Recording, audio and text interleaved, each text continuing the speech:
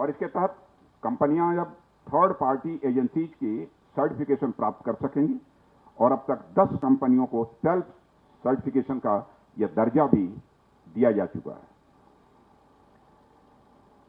आप सबको समाचार पत्रों के माध्यम से भी इस बात की जानकारी मिली होगी। हमारा भारत दुनिया में केवल वेपन्स, एमिनिशंस, प्लेटफॉर्म्स, इनके मामले में केवल एक इंपोर्टर कंट्री के रूप में ही न पहचाना जाए, बल्कि भारत एक एक्सपोर्टर कंट्री के रूप में इस इंटरनेशनल कम्युनिटी में विमर्श करना चाहिए।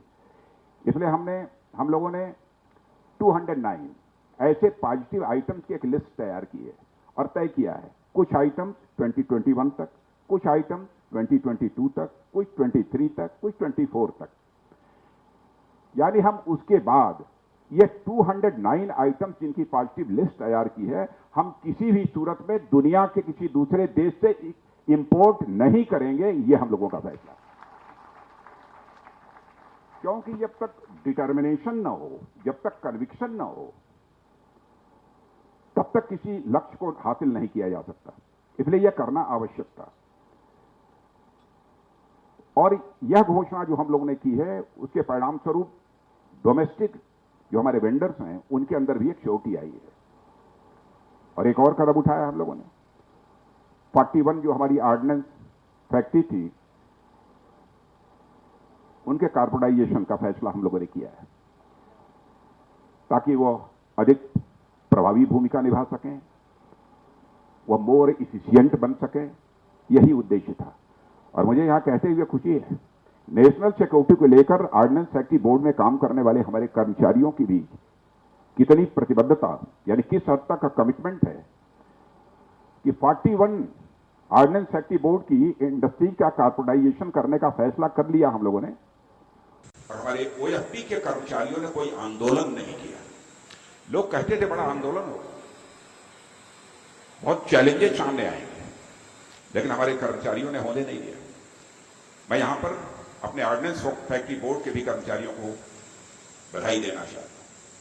सरकार का एक ये भी फैसला है जिसकी आपकी को इस बात की जानकारी होगी।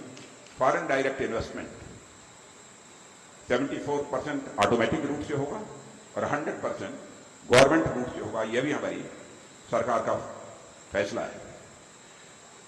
स्वाभाविक रूप से यह फैसला जो फॉरेन मैन्युफैक्चरर्स हैं, उनको भारत में इन्वेस्टमेंट करने के लिए वह आकर्षित करेगा। जो सरकार ने आत्मनिर्भरता के लक्ष्य को प्राप्त करने के लिए प्रयास किए हैं, उनकी एक लंबी लिस्ट है, इसलिए बहुत विस्तार में जाकर उसकी चर्चा करने का कोई औचित्य नहीं है। लेकिन एक और महत्वपूर्ण कदम है जिसकी मैं यहां चर्चा करना चाहूंगा, वह डिफेंस इंडस्ट्री का बैकबोन है, वह है डीआरडीओ। डीआरडीओ जिसके कि यहां पर सेक्रेटरी डॉक्टर सतीश रेड्डी बैठे हुए हैं, और डीआरडीओ के द्वारा टेक्नोलॉजीज का ट्रांसफर करना, यह बहुत बड़ी बात है, क्योंकि टेक्नोलॉजीज की अहमियत कितनी बढ़ती जा रही है, यह आप सबको बतलाने की आवश्यकता नहीं है। और मैं कह सकता हूं कि यह प्राइमरी नेसेसिटी है किसी भी इंडस्ट्री की, प्राथमिक आवश्यकता है किसी इंडस्ट्री की, और इस टेक्नोलॉजी को ट्रांसफर करने का काम डीआरडीओ ने किया है। और आप इस सच्चाई को भी जानते होंगे, दुनिया में उन्हीं देशों का प्रभुत्व है जो टेक्नोलॉजी के मामले में आगे हैं अथवा जिनका टेक्नोलॉजी के ऊपर प्रभुत्व है, उन्हीं का बोलबाला है। क्योंकि आजकल टेक्नोलॉजी बहुत जल्दी ही आउटडेटेड हो जाती है, इसलिए इस क्षेत्र में वर्चस्व बनाए रखने के लिए भी बहुत खर्च करना पड़ता है। यह बहुत एक्सपेंसिव काम हो गया है।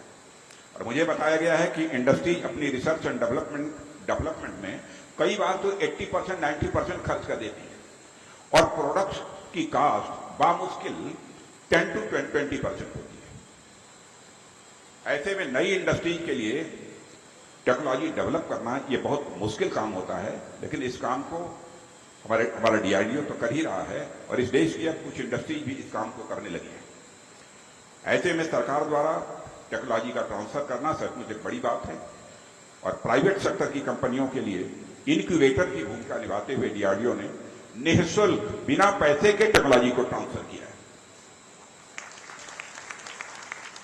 निःशुल्क टेक्नोलॉजी का ट्रांसफर, टेस्टिंग फैसिलिटेशन का एक्सेस तथा 450 से अधिक पेटेंट्स का फ्री एक्सेस ये प्रदान किया है। और स्वाभाविक है इससे हमारी इंडस्ट्री की समय और ऊर्जा, अब केवल समय और ऊर्जा में ही नहीं बल्कि लागत में भी काफी कमी आएगी, काफी बचत होगी। और इसके साथ ही टेक्नोलॉजी डेवलपमेंट फंड के तहत 10 करोड़ रुपए तक की अपफ्रंट फंडिंग का भी प्रोविजन डीआरडीओ द्वारा किया गया है।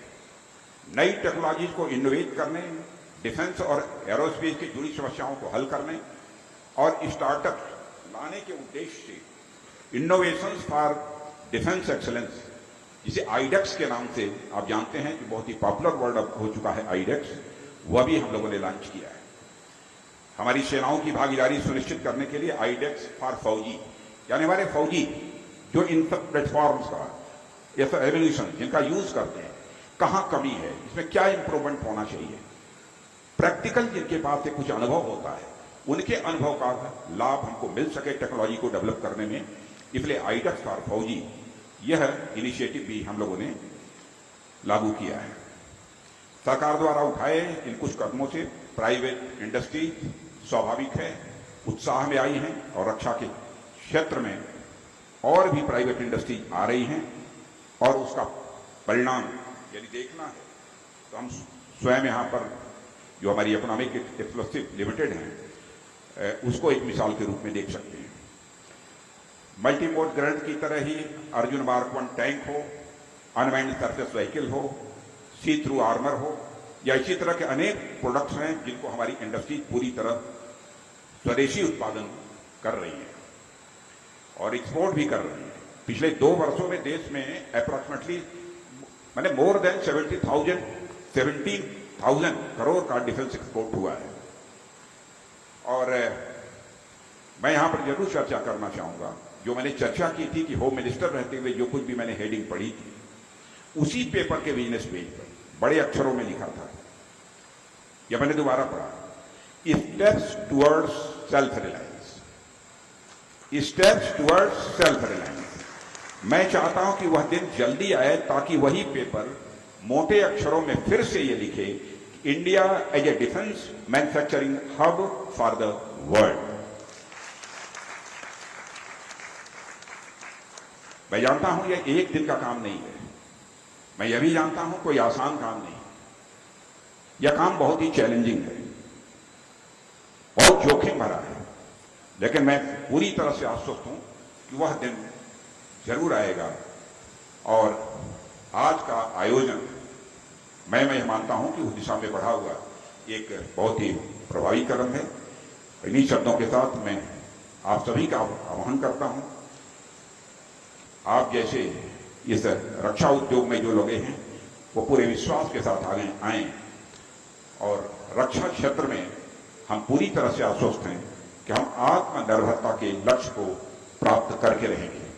इन्हीं शब्दों के साथ मैं अंत में पुनः सत्यनारायण जी, उनकी पूरी टीम, जितने भी यहाँ के हमारे साइंटिस्ट होंगे, हमारे जितने भी एम्प्लॉइज होंगे, इंजीनियर्स होंगे, जितने भी लोग हैं, किसी भी प्रकार का काम करने वाले लोग, सबको इस कामयाबी के लिए मैं तहे दिल बधाई भी देता हूं और साथ ही उन लोगों को अपनी तरफ से हार्दिक शुभकामनाएं भी देते हुए अपना निवेदन समाप्त करता हूं।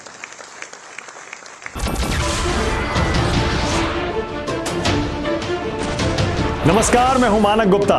अगर आपको हमारा ये वीडियो पसंद आया हो तो इसे लाइक और शेयर जरूर करें और हां, हमें सब्सक्राइब और फॉलो करना ना भूलें ताकि आप देश और दुनिया की कोई खबर मिस ना करें। तो जुड़े रहिए हमारे साथ और देखते रहिए न्यूज़ 24।